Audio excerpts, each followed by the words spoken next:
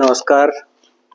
आजकल social media व अन्य कई प्लेटफॉर्म पर ये कहा जाता है कि एकलव्य शूद्र व दलित था तथा क्षत्रिय न होने के कारण उसका अंगूठा काट दिया गया।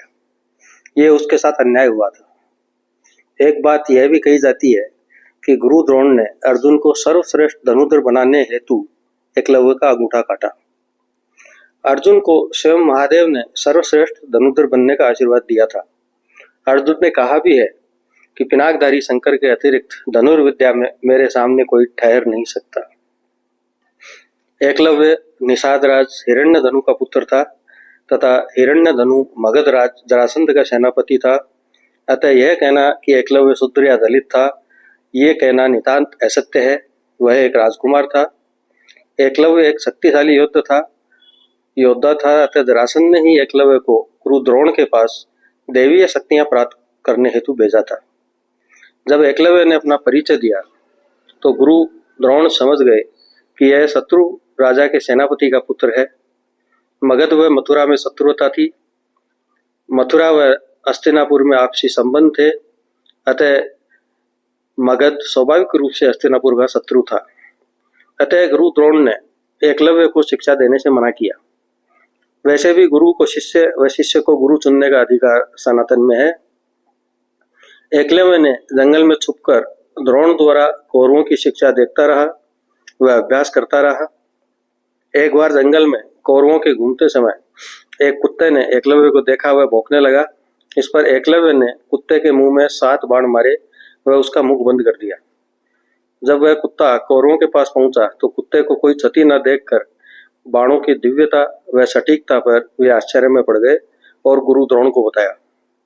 गुरु द्रोण जब एकलव्य के पास पहुंचे तो एकलव्य ने अपना परिचय दिया तथा कहा कि आपने शिष्य के लिए मुझे मना कर दिया तो मैं आपकी मिट्टी की मूर्त बनाकर उसके सामने अभ्यास करता हूं तथा आपको ही गुरु मानता हूं। एकलव्य को हस्तिनापुर के लिए संकट मानकर गुरु दक्षिणा में उसका अंगूठा मांगा तो उसने सहर्ष अंगूठा काटकर गुरु द्रोण को सौंप दिया।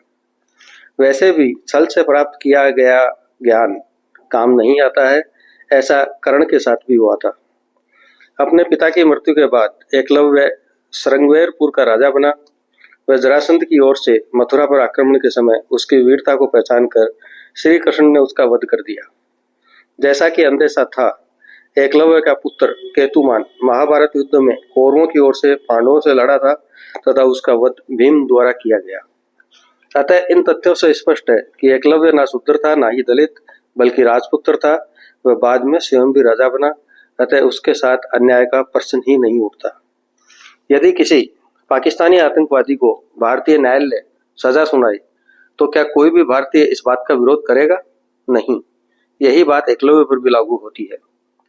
गुरु द्रोण ने एकलव्य पर उपकार किया कि उसे जाने दिया। यदि पितामह भीष्म को इसकी सूचना दी जाती तो शत्रु पुत्र होने के कारण उसे बंदी बनाया जा सकता था।